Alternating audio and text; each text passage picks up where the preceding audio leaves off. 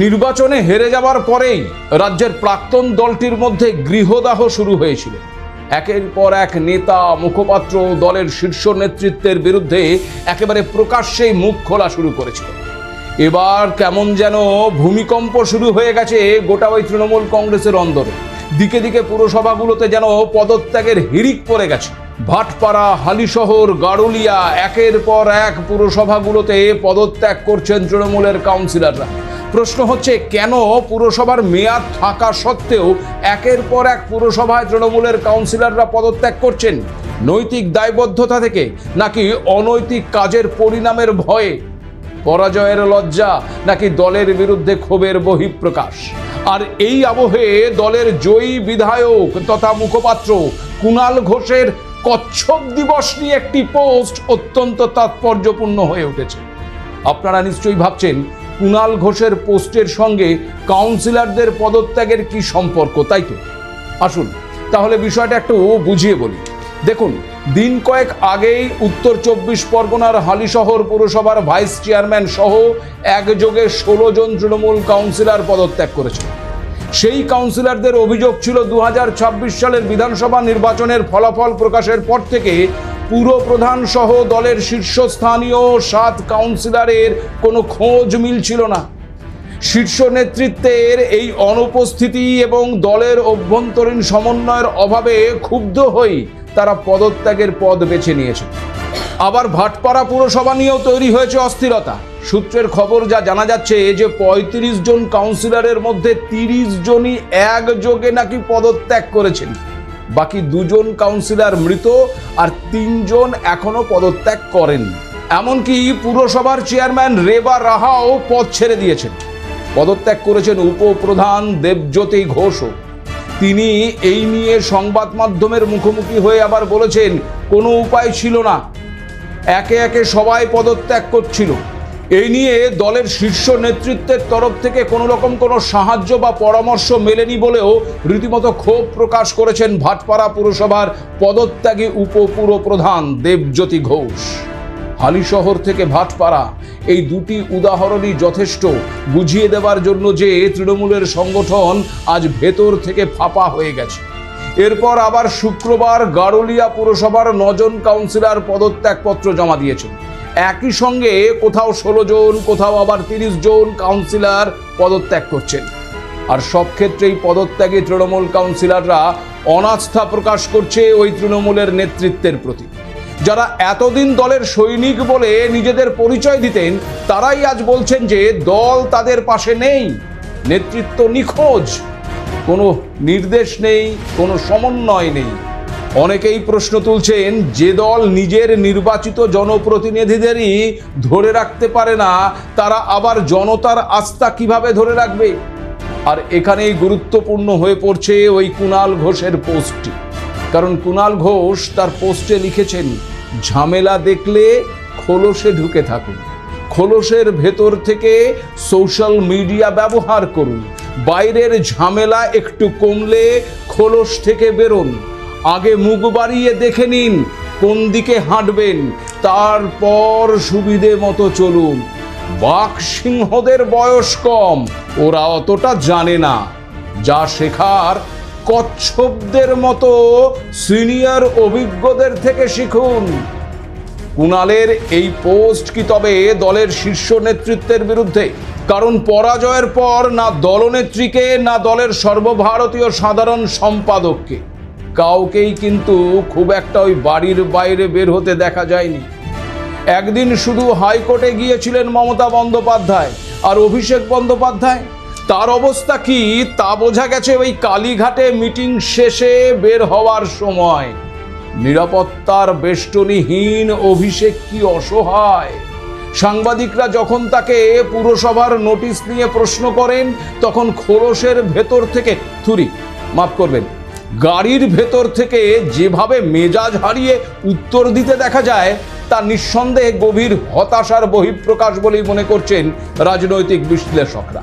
নির্বাচনী প্রচারে যে এত হুঙ্কার দিলেন, ডিজে বাজানোর কথা বললেন, সেই তিনি কিনা এখন দলীয় কর্মীদের পাশে দাঁড়াতেও সংশয় বোধ করছেন। আসলে যে নিজেই রক্ষা কবচ পাওয়ার জন্য হাইকোর্টে দৌড়াচ্ছেন, তিনি দলীয় কর্মীদের আর কি সাহারা দেবেন? দলের এই পরাজয়ের জন্য তো দলের অধিকাংশই এই অভিষেক বন্দ্যোপাধ্যায়ের দিকে সরাসরি আঙুল তুলেছেন। এই অবস্থায় কি মুখেই বা তিনি ওই কর্মীদের অভয় দেবেন? তবে সত্যি কি দলের নেতৃত্বের প্রতি ক্ষোভের কারণেই এই কাউন্সিলররা পদত্যাগ করছেন, নাকি এর পেছনে রয়েছে আবার ওই পিঠ বাঁচানোর চেষ্টাটাও? কারণ গত 15 বছর ধরে যেভাবে সরকারটা চলেছে, তাতে কাউন্সিলরদের এই গণপদত্যাগের পেছনে যে এক আতঙ্ক আর ভয় কাজ করছে, তা কিন্তু বলাই যায়। আসলে ক্ষমতায় থাকার সময় যে অনিয়ম, দুর্নীতি, কাটমানি, সিন্ডিকেট সংস্কৃতি গড়ে উঠেছিল, আজ ক্ষমতা হারানোর পর সেই সব কিছুই বুমেরাং হয়ে সামনে আসার আশঙ্কায় এখন কাঁপছে বহু কাউন্সিলর। নৈতিক দায়বদ্ধতার গল্পটা যতই সামনে আনা হোক না কেন, তদন্তের ছায়া যত ঘনীভূত হচ্ছে, ততই ওই পদত্যাগের সংখ্যাটা বাড়ছে। এ যেন আগে থেকে দায় ঝেড়ে ফেলার একটা মরিয়া চেষ্টা। সত্যিই কি পদত্যাগ করলে দায় মুক্ত হওয়া যাবে?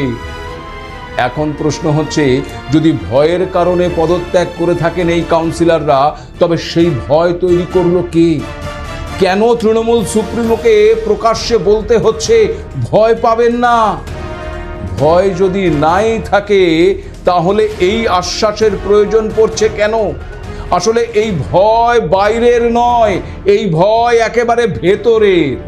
গত 15 বছর ধরে এক রাজনৈতিক সংস্কৃতি তৈরি করা হয়েছে, যেখানে ক্ষমতা মানেই প্রভাব, আর প্রভাব মানেই দুর্নীতি। কিন্তু ক্ষমতা থেকে সরে যেতেই দুর্নীতির প্রাসাদ তাসের ঘরের মতো এখন ভেঙে পড়ছে। এখন প্রতিটি সিদ্ধান্ত, প্রতিটি স্বাক্ষর, প্রতিটি টেন্ডার, সব কিছুর হিসেব দিতে হবে যে। আর এই উপলব্ধিটাই হলো এই আতঙ্কের প্রধান কারণ। আর এই আতঙ্ক শুধু যে ওই কাউন্সিলরদের তারা করে বেড়াচ্ছে তা কিন্তু নয়, তারা করছে একেবারে শীর্ষ নেতৃত্বকেও। নিরাপত্তা প্রত্যাহার, এফআইআর, পুরসভার নোটিশ, ধীরে ধীরে যেন তদন্তের গতিপথ এগোচ্ছে ওই কালীঘাটের দিকেই। আর তাই সামান্য প্রশ্নেও মেজাজ হারাচ্ছেন অভিষেক বন্দ্যোপাধ্যায়। আস্থার জায়গাটাই যেন আজ ভেঙে পড়েছে। আর এই ভাঙন এখন চেইন রিয়াকশনের মতো ছড়িয়ে পড়ছে দিকে দিকে। এক পুরসভায় পদত্যাগ মানেই অন্য পুরসভায় চাপ তৈরি হওয়া। যে কাউন্সিলর আজও পদে রয়েছেন, তিনিও ভাবছেন যদি বিপদে পড়ে যান। ফলে এক ধরনের মনস্তাত্ত্বিক সংকট তৈরি হয়েছে, যেখানে দলীয় পরিচয়ের চেয়ে ব্যক্তিগত নিরাপত্তাটাই বড় হয়ে উঠছে। আর রাজনীতিতে যখন এই মানসিকতা তৈরি হয়, তখন পতন শুধু সময়ের অপেক্ষা। অন্য পুরসভাগুলোর পাশাপাশি তাই প্রশ্ন উঠছে কলকাতা পুরসভা নিয়েও। 2026-এর ডিসেম্বর পর্যন্ত আদৌ টিকে থাকতে পারবে তো এই বোর্ডটি, নাকি তার আগেই একেবারে তাসের ঘরের মতন ভেঙে পড়বে? এই ভয়ের জন্য দলনেত্রী নিজে কতটা দায়ী? ভয়, আতঙ্কের পরিস্থিতি কোথায় পৌঁছলে একজন কাউন্সিলর আত্মহত্যার পথ বেছে নিতে পারে? তবে কি তৃণমূল কংগ্রেস গোটা দলটাই এবার মুছে যেতে চলেছে? শনিবার সকালে দক্ষিণ দমদম পুরসভার 18 নম্বর ওয়ার্ডের তৃণমূল কাউন্সিলর সঞ্জয় দাসের অস্বাভাবিক মৃত্যুর খবর নাড়িয়ে দিয়েছে তৃণমূল স্তরকে। নাগেরবাজারের কাজীপাড়ায় নিজের বাড়িতেই আত্মঘাতী হয়েছেন তিনি। সঞ্জয় রাজারহাট গোপালপুরের প্রাক্তন বিধায়ক ওই অদিতি মুন্সি এবং তার স্বামী তথা তৃণমূল কাউন্সিলর দেবরাজ চক্রবর্তীর ঘনিষ্ঠ বলেই পরিচিত। আরও জানা যাচ্ছে যে একের পর এক দলীয় কাউন্সিলরদের গ্রেপ্তারি নিয়ে মানসিক অবসাদে ভুগছিলেন এই সঞ্জয়। আর এখানেই প্রশ্ন উঠছে, ভয় আতঙ্কের কারণেই কি একজন কাউন্সিলর তবে আত্মহত্যার পথ বেছে নিলেন? আর যদি এমনটা হয়ে থাকে, তবে প্রশ্ন হচ্ছে এই ভয় আর আতঙ্ক তৈরি করলো কে, কেন? এর দায় কি ওই প্রাক্তন মুখ্যমন্ত্রী তথা তৃণমূল সুপ্রিমো মমতা বন্দ্যোপাধ্যায় বা তৃণমূলের সর্বভারতীয় সাধারণ সম্পাদক অভিষেক বন্দ্যোপাধ্যায় এড়িয়ে যেতে পারেন? দেখুন, এ কথা সত্য যে গত 15 বছরে তৃণমূলের শাসনে যত সময় গেছে, ততই পশ্চিমবঙ্গ সরকারের বিরুদ্ধে জমেছে ক্ষোভ, উঠে এসেছে পাহাড় প্রমাণ দুর্নীতির অভিযোগ। কোথাও স্থানীয় তৃণমূল নেতাদের দাদাগিরি, সিন্ডিকেট বা দুর্নীতির অভিযোগ, কোথাও আবার সাধারণ মানুষ বঞ্চিত হয়েছেন সরকারি পরিষেবা থেকে, বহু ক্ষেত্রেই পুলিশ বা প্রশাসনের দ্বারস্থ হয়েও সমাধান মেলেনি বলেই অভিযোগ।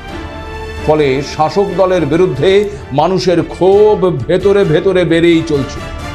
প্রশ্ন হচ্ছে, যে মমতা বন্দ্যোপাধ্যায়কে একজন সুচারু রাজনৈতিক ব্যক্তিত্ব হিসেবে মনে করা হয়, তিনি কি বুঝতেই পারলেন না যে মানুষের ক্ষোভ একেবারে আকাশ ছোঁয়া হয়ে পড়েছে?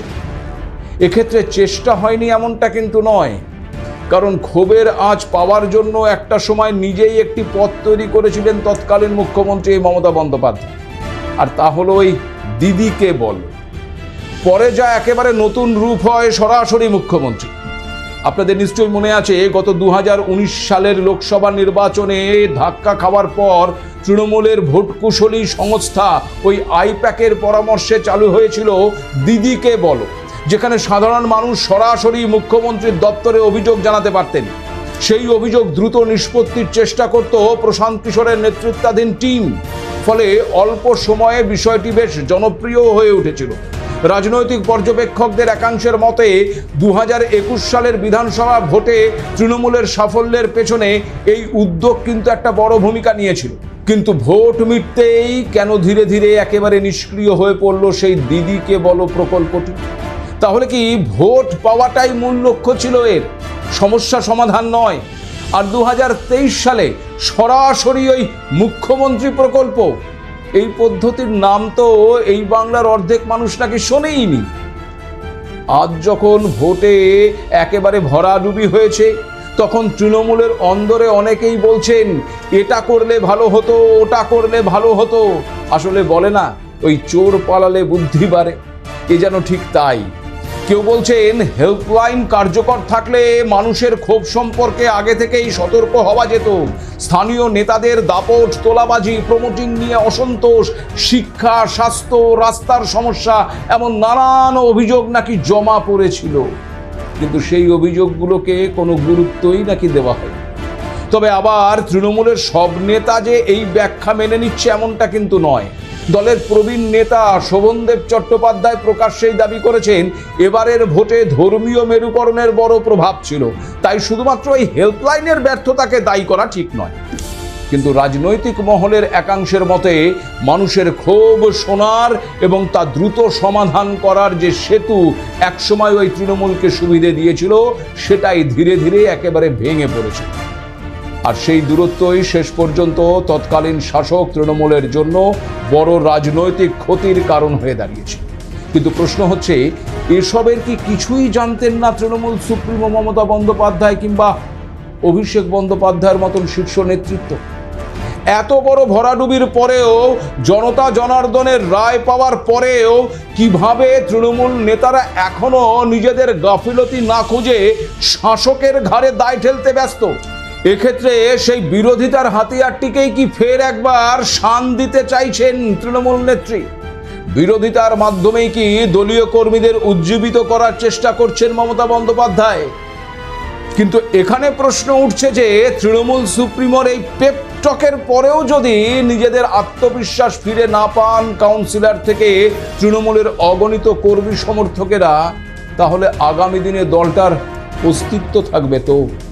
কয়েকটি সূত্র মারফত আবার খবর পাওয়া যাচ্ছে যে কলকাতা পুরসভার মেয়রের পদে আর থাকতে চাইছেন না বলে নাকি ইতিমধ্যেই তৃণমূল নেত্রী মমতা বন্দ্যোপাধ্যায়কে জানিয়েছেন ফিরহাদ হাকিম। খুব শীঘ্রই নাকি আনুষ্ঠানিকভাবেও সে কথায় ঘোষণা করবেন বলেও জানা যাচ্ছে। পরিস্থিতি সামাল দিতেই নাকি স্বয়ং দলনেত্রী মমতা বন্দ্যোপাধ্যায়কে ওই কালীঘাটে জরুরি বৈঠক পর্যন্ত ডাকতে হয়েছে, যা স্পষ্ট করে দিচ্ছে যে কলকাতা পুরসভা সহ বিভিন্ন স্তরে দল এখন নিজেদের অস্তিত্ব টিকিয়ে রাখার কঠিন লড়াইটা লড়ছে।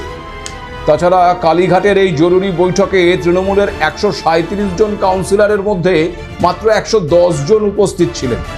তারক সিং এবং দেবলীনা বিশ্বাসের মতন হেভিওয়েট নেতারা অনুপস্থিত ছিলেন, যা কিন্তু ওই দলের অন্দরেই জল্পনা তৈরি করেছে। আর এখানে আপনাদেরকে একটু বলে রাখি যে ভবানীপুর বিধানসভা কেন্দ্রে দলের পরাজয়ের পরেই এই কলকাতা পুরসভার 9 নম্বর বোরোর চেয়ারপারসন এই দেবলীনা বিশ্বাস পদত্যাগ করেছে। অন্যদিকে আবার বিভিন্ন পুরসভায় তৃণমূল কাউন্সিলরদের পদত্যাগের হিড়িক লেগে গেছে। কালীঘাটের বৈঠকে কুণাল ঘোষ, সন্দীপন সাহা এবং ঋতব্রত বন্দ্যোপাধ্যায়রা নাকি দলনেত্রীর সামনে সুর চড়িয়ে স্পষ্ট জানিয়েছেন যে তাদের মনের কথা খোলামেলাভাবে বলতে দিতে হবে। নির্বাচনের এই ভরাডুবির জন্য দলের অভ্যন্তরীণ দুর্নীতি এবং ভুল সিদ্ধান্তকে কাঠগড়ায় তুলেছেন নাকি তৃণমূলের অনেক নেতা। পরিস্থিতি বেগতিক দেখে মমতা বন্দ্যোপাধ্যায় দলের আইনি সেল এবং কাউন্সিলরদের নির্দেশ দিয়েছেন যে প্রশাসনিক কাজে বা পুরসভায় কোনো বাধা এলে সরাসরি ধর্নায় বসতে হবে। জানা গেছে দলটাকে নাকি পেশার মতো নয়, নেশার মতো করে করার পরামর্শ দিয়েছেন তিনি। কিন্তু নেশাতেই তো অনেকেই এই তৃণমূল করেছিলেন, তারপরেও এখন এত ক্ষোভ কেন ওই দলীয় নেতা কর্মীদের মধ্যে? তবে কি সেই নেশা শুধুই ক্ষমতার আর দুর্নীতি করে পয়সা কামানোর নেশা ছিল? যদি তাই হয়ে থাকে তবে সেই নেশা কাটানোর দায় বা দায়িত্বটা কার ছিল? যেভাবে দিকে দিকে কাউন্সিলর থেকে নেতা, বিধায়ক থেকে সাংসদদের প্রাসাদ সম বাড়ি আর বিশাল সম্পত্তি গড়ে উঠেছে, তার কি কিছুই জানতেন না দলের নেত্রী? আপনারাও জানেন যে আপনাদের পাড়ায় কাউন্সিলর আগে কি করতেন, কেমন ছিলেন, আর এখন তার কি অবস্থা। আর সে খবর সত্যিই কি কিছুই রাখতেন না মমতা বন্দ্যোপাধ্যায়? এটা সম্ভব? নাকি সব জেনে শুনে তিনিও ওই ক্ষমতায় টিকে থাকার নেশায় বুঁদ হয়েছিলেন? আর সে কারণেই কি ফিরাদ কন্যা নাম না করে তাকে ধৃতরাষ্ট্রের সঙ্গে তুলনা করলেন? আয়নার সামনে দাঁড়িয়ে কি এখনো সত্যি তৃণমূল নেতৃত্ব দেখতে পাচ্ছেন না নিজেদের দম্ভের প্রতিবিম্বটি? তাদের নাকে কি লাগছে না দুর্নীতির গন্ধ? সত্য আর বাস্তব থেকে যদি মুখ ফিরিয়ে জোর করে সবকিছু ঢাকার চেষ্টা হয় তবে কিন্তু সেদিন খুব বেশি দেরি নেই। তৃণমূলের একটি বড় অংশ এখন অস্তিত্ব সংকটে ভুগছে, বিজেপির সঙ্গে যোগাযোগ রাখছে বা শান্ত থাকার চেষ্টা করছে যাতে পুরনো দুর্নীতির ফাইল অন্তত করে খুলে না যায়। এই সামগ্রিক পরিস্থিতি প্রমাণ করে যে রাজ্যে ক্ষমতা হারানোর পর তৃণমূল কংগ্রেস এখন শুধু সংগঠনেই নয়, বরং কলকাতার মতো নিজেদের সবচেয়ে শক্তিশালী দুর্গেও প্রশাসনিক এবং রাজনৈতিক নিয়ন্ত্রণ বজায় রাখতে রীতিমতো হিমশিম খাচ্ছে। 34 বছর শাসনের পর এই বাংলায় শূন্যে পরিণত হয়েছিল বামেরা, কিন্তু তবু তাদের নীতি এবং আদর্শ এবং পন্থার কারণে দলটি রয়ে গেছে। কিন্তু তৃণমূল কংগ্রেস, একা নেত্রী মমতা বন্দ্যোপাধ্যায়ের কাঁধে ভর দিয়ে চলা দলটি আগামী দিনে নিজেদের অস্তিত্ব আদৌ টিকিয়ে রাখতে পারবে তো? অশনি সংকেত কিন্তু রয়েছে।